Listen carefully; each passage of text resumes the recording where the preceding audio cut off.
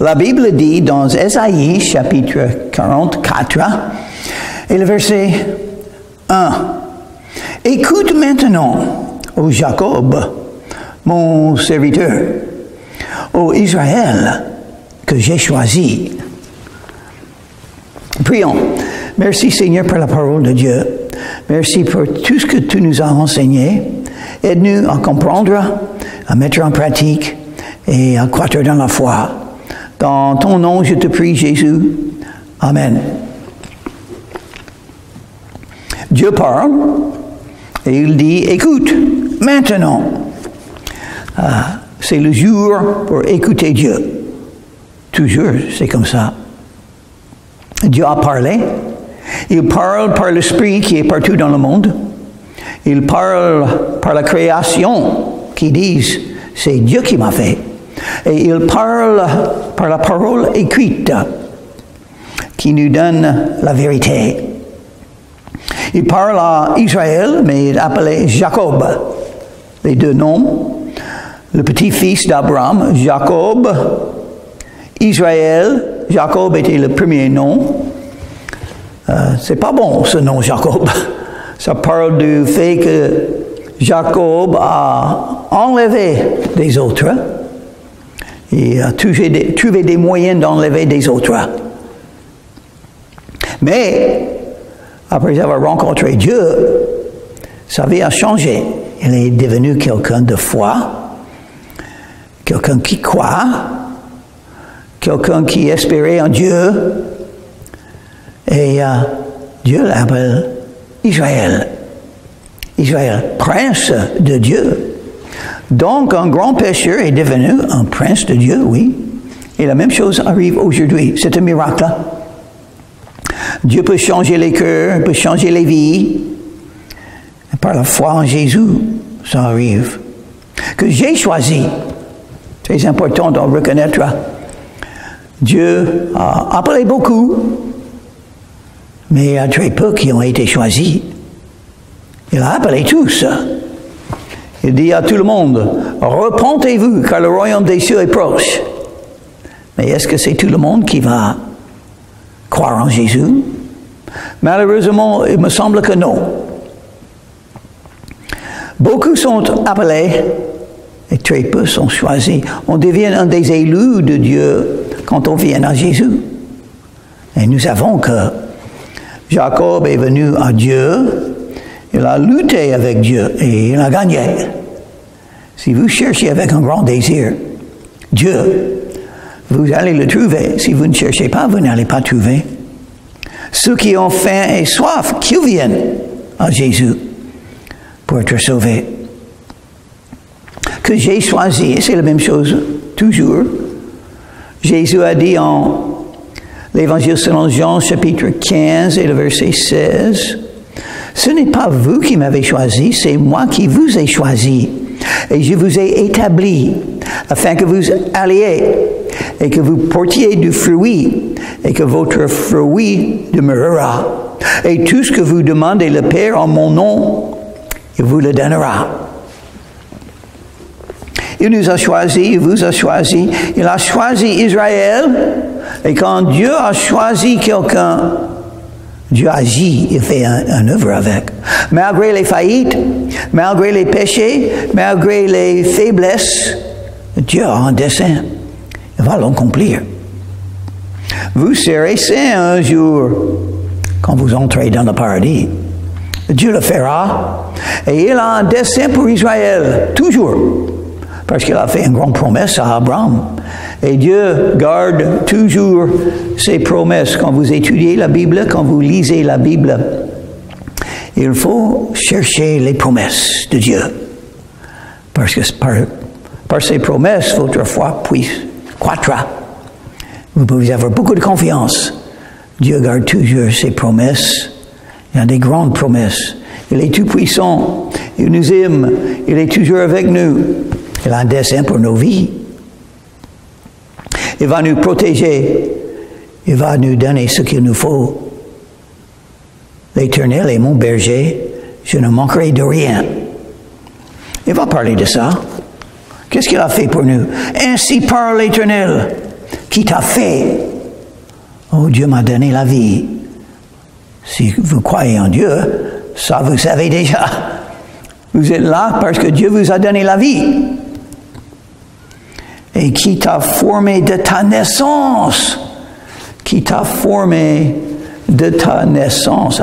Ça veut dire beaucoup. Ça veut dire beaucoup de choses. Ça explique beaucoup de choses. Les parents que vous avez, Dieu a décidé. Le pays où vous êtes né, Dieu a décidé. Tout ce qui vous est arrivé depuis ta naissance, Dieu a décidé. Parce qu'il peut changer le mal dans le bien. Il t'a formé depuis ta naissance, n'est-ce pas? Dès ta naissance, il t'a formé. Et Dieu ne fait pas des erreurs. Ce qui vous est arrivé, c'est pour une raison. Pour devenir la personne que Dieu veut que vous fassiez. Si vous avez la foi, si vous apprenez à croître dans la foi, si vous vous confiez en Jésus, si vous êtes rempli par le Saint-Esprit et guidé par le Saint-Esprit, toutes les choses qui vous est arrivées dans votre jeunesse, dans votre enfance, viennent de Dieu. Et oui, on souffre. Mais les souffrances peuvent vous rendre plus fort. Mais ça vous a formé. Vous êtes comme vous êtes parce que Dieu l'a fait. Et moi, je sais de moi-même.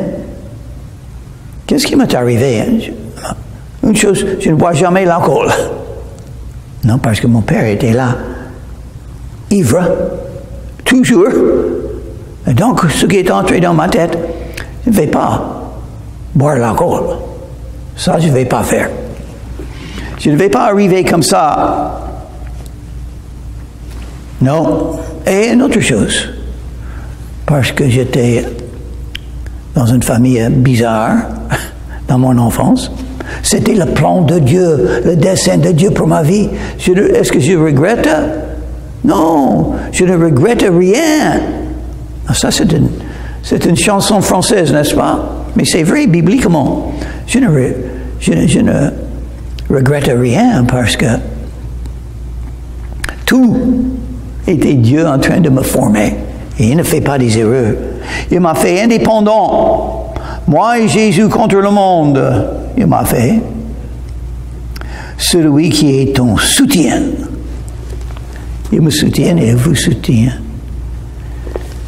Il vous aide. Il est là pour vous guider, protéger. Il est votre bouclier, vos armes spirituelles, même les armes spirituelles. Éphésiens chapitre 6, commençons avec le verset 10, les armes spirituelles. Ils parlent tous de Jésus. Le casque de salut, Jésus est mon salut. La justice, Jésus est ma justice. La vérité, Jésus est la vérité. Les pieds et l'évangile de paix, Jésus est l'évangile. La bonne nouvelle parle de Jésus. L'épée de l'esprit qui est la parole de Dieu, Jésus est la parole de Dieu aussi. Jean, chapitre, l'évangile selon Jean, chapitre 1 et le verset 1. Au commencement était la parole.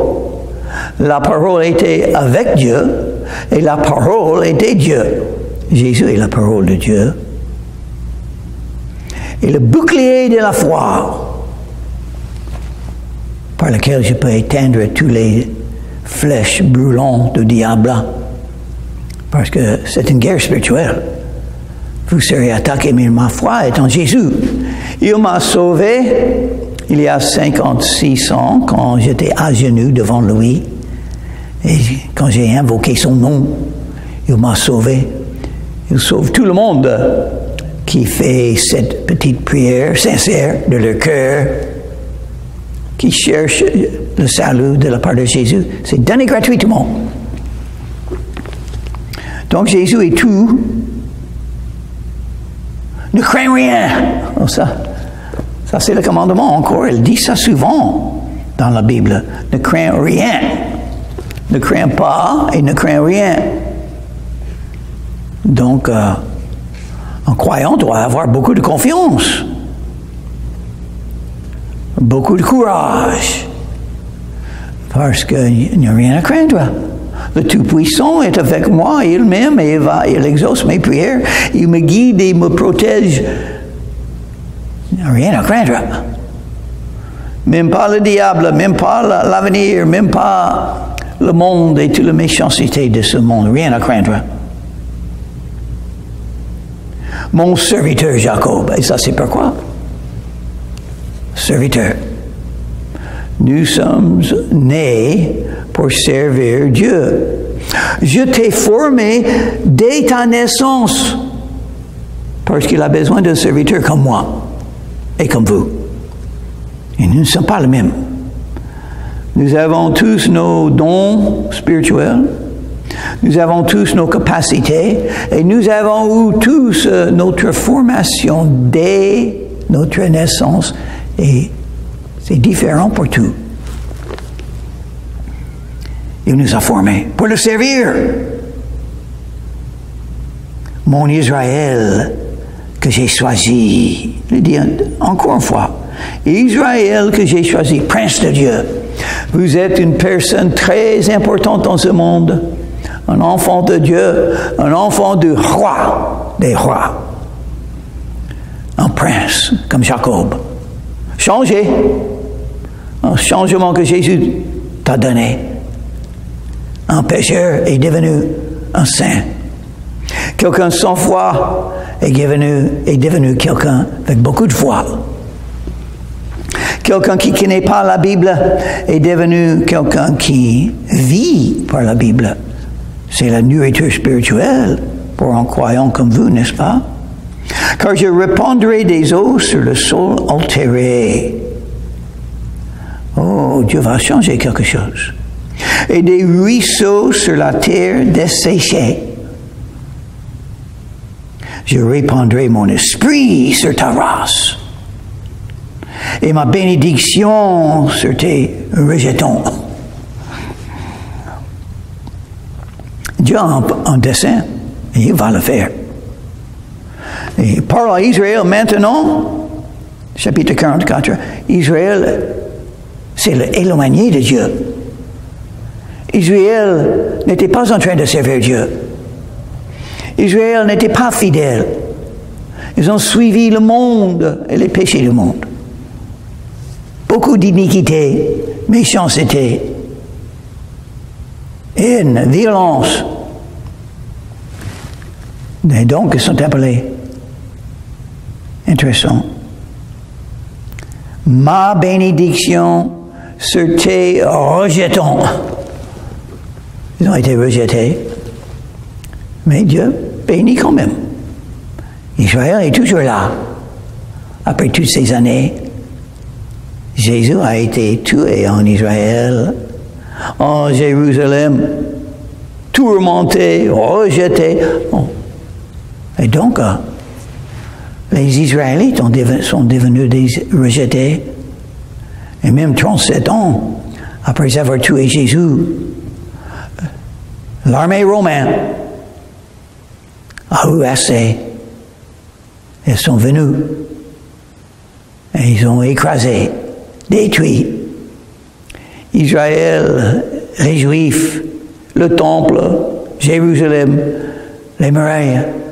Ils ont tout écrasé, tout détruit. Mais il y avait toujours un reste, un peu resté. Parce que Dieu a toujours un dessein pour Israël. Il a toujours un dessein pour votre vie aussi. Vous êtes vivants. Donc vous êtes vivants pour une raison, le servir. Accomplir son œuvre pour vous. Je répandrai mon esprit sur ta race. Et ça, c'est comment on va le faire.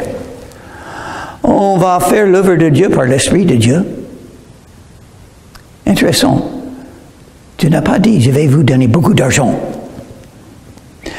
Il n'a pas dit, je vais vous donner une réussite dans la vie, afin que vous vivez dans une grande maison avec beaucoup de voitures, les vacances quand vous voulez, où vous voulez. Non. Et Jésus a dit la même chose.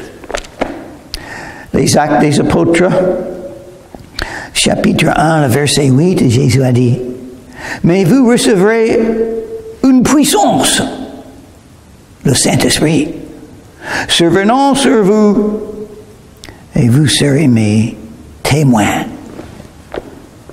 La puissance du Saint-Esprit, c'est ce qu'il nous faut pour faire l'œuvre de Dieu. C'est tout. C'est tout. Les apôtres n'étaient pas riches. Jésus n'a pas dit, je vais vous donner beaucoup d'argent. Moi, j'aimerais bien avoir beaucoup d'argent. Je suis un être humain sur la terre. Et aussi, je vois les besoins. Des besoins pour les églises, des besoins pour les écoles chrétiennes, des écoles bibliques. Je vois les besoins. J'aimerais bien que les églises puissent se trouver dans les meilleurs de tous les immeubles.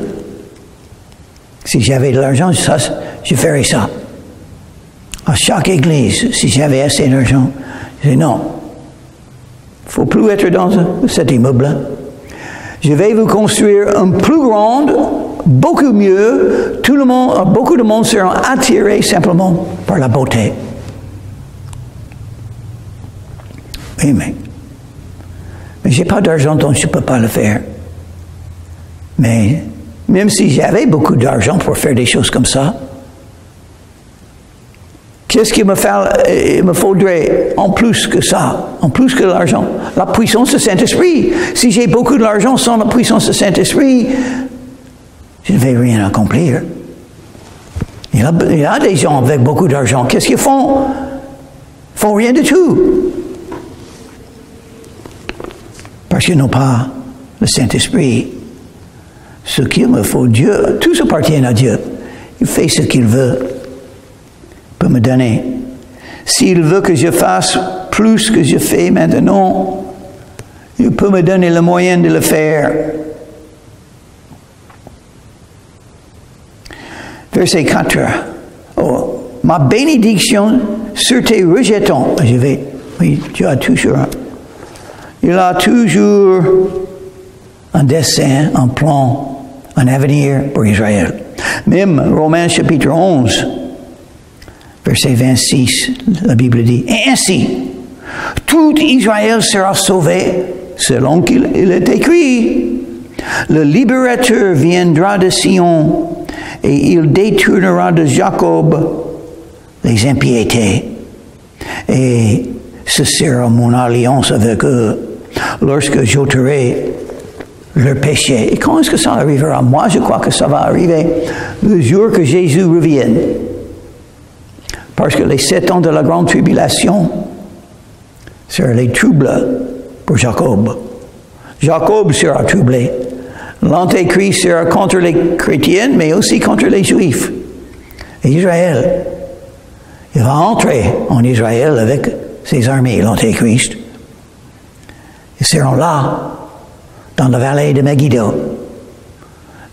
Quand Jésus revient, juste au bon moment, juste avant que l'Antéchrist détruise tout Israël, il va faire pire que Hitler, à mon avis, l'Antéchrist. Et toute cette haine contre Israël qui vient du diable, ça va croître. Et on voit une croissance déjà. C'est bizarre, presque.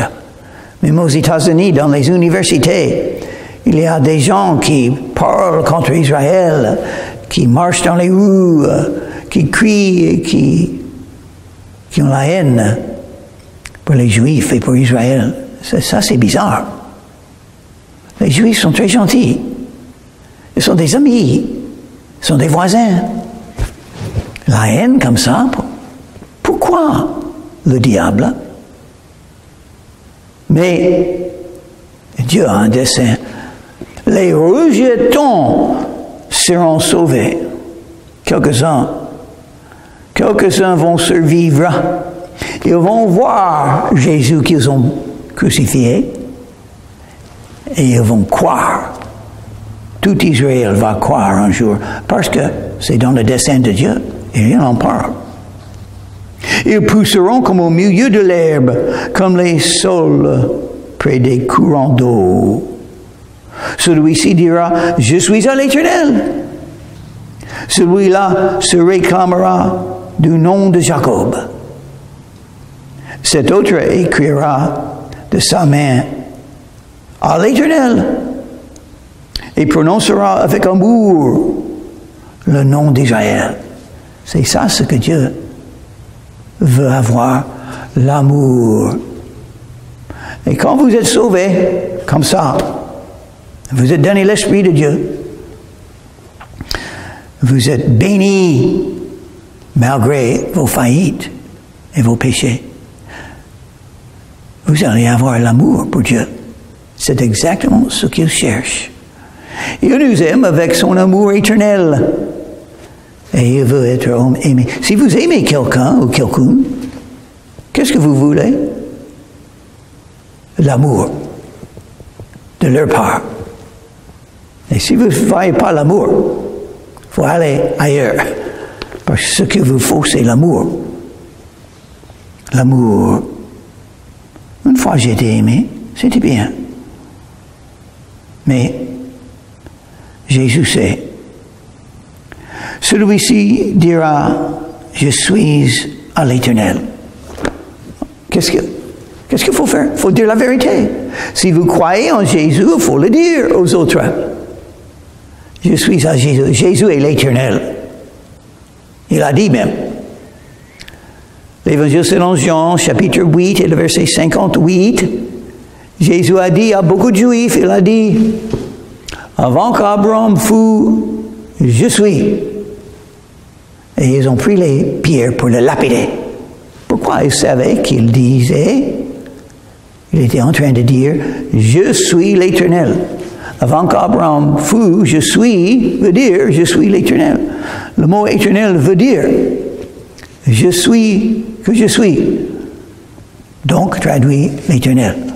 Celui qui existe éternellement. C'est exactement ce qui est dit j'ai déjà cité, Jean chapitre 1, verset 1.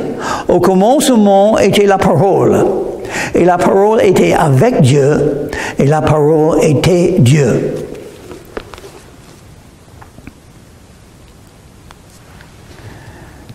Verset 6.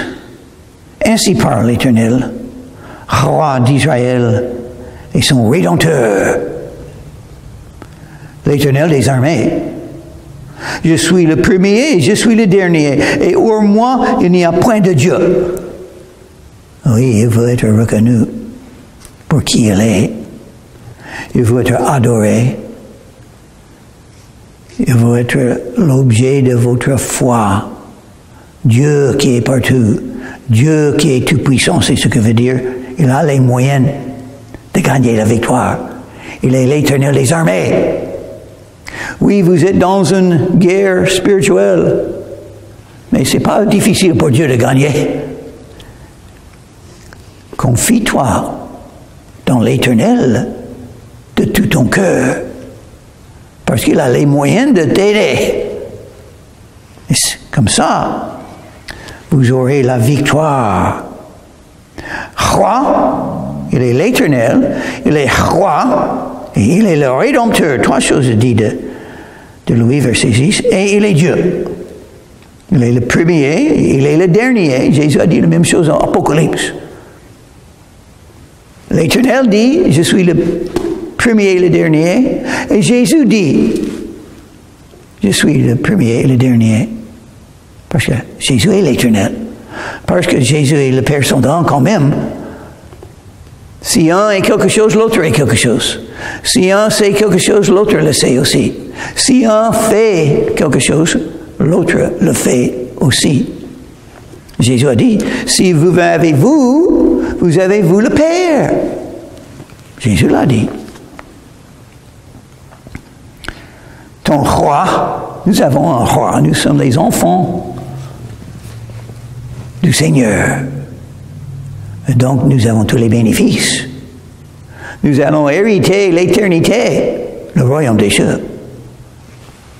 la terre sera en nous. Tous ces gens du monde qui luttent et qui montent et qui volent pour gagner l'autorité, ils vont perdre. Nous allons gagner, nous avons gagné, parce que nous servons le roi. Et nous sommes les enfants du roi. Ils ne le sont pas. Le Rédempteur. Qu'est-ce que ça veut dire, être le Rédempteur? Délivré. Mais le Rédempteur parle du fait que Dieu a payé. Il a payé pour nous gagner, pour nous obtenir, pour nous sauver. Jésus a payé sur la croix de Calvaire. Il a tellement souffert pour les péchés du monde, pour vos péchés et les miens. Oh, que nous sommes méchants. Nous sommes les croyants en Jésus sans assez d'amour pour lui. Il faut le servir parce que ce qu'il a fait pour nous, il nous a rachetés. Verset 7. Qui a, comme moi, fait des prédictions, qu'il le déclare et me le prouve. Depuis que j'ai fondé le peuple ancien, qu'ils annoncent l'avenir et ce qui doit arriver. Une des grandes preuves de la vérité de la Bible, les prophéties qui ont été accomplies. Dieu parle de l'avenir. Il sait l'avenir. C'est une des raisons pour se confier en lui. Parce que c'est l'avenir. Moi, je ne sais pas. Si je vais par là ou par là, je ne sais pas ce que sera le résultat, mais il sait. Donc, c'est très important que mes décisions soient faites en me confiant en Dieu, en priant. Seigneur, guide-moi, montre-moi le chemin que je dois prendre. Je ne veux pas ma volonté, parce que je ne sais pas l'avenir, et Dieu sait. Une autre chose, il veut que nous connaissions au même une partie de l'avenir, parce que l'avenir appartient à Dieu. Il a un dessein, il va l'accomplir. Donc, il peut nous le dire, et il l'a fait. Il a même dit, chapitre 43, verset 18, « Ne pensez plus aux événements passés et ne considérez plus ce qui est ancien. » Donc, je vais penser à quoi? L'avenir. L'avenir, oui, l'avenir, je serai dans le paradis. L'avenir, Jésus va revenir. L'avenir, l'Apocalypse, on sait ce qui va arriver. Donc, on doit avoir beaucoup de confiance, beaucoup de joie. Dieu va le faire. L'Éternel des armées, il va gagner la victoire sur le diable, sur la méchanceté, sur l'Antéchrist. Il n'y a rien à craindre. Oh, il a dit, ne crains rien, parce que l'avenir est dans ses mains. Et une autre chose, Dieu est bon. Il bénit les rejetants. Même les rejetants, comme moi. Il bénit. Et donc, mon avenir sera beaucoup de bonté de la part de Dieu. Beaucoup de bénédictions. Ça sera mon avenir. Et le vôtre. Si vous êtes un vrai croyant en Dieu, un de ses enfants. Oh, c'est bien. Ne plus penser au passé, mais pensez beaucoup à l'avenir qui est bon, qui aura de bonnes choses. Et nous savons beaucoup de détails de ce qui va arriver. Tout Israël sera sauvé. L'Antéchrist sera anéanti et le diable. Le monde sera changé. Jésus va revenir. Et nous serons éternellement dans le paradis avec Jésus et tous les croyants, les frères et les sœurs en Christ. Une grande famille, amour et joie et la vie éternelle. Oh, l'avenir c'est bon, n'est-ce pas? Prions. Merci Seigneur pour l'avenir que tu as préparé pour nous. Aide-nous à te suivre toujours. Pardonne nos péchés. Merci pour ton amour, ta puissance, tes promesses et l'avenir que tu as prophétisé. Merci Seigneur Jésus. Dans ton nom, je te prie. Amen.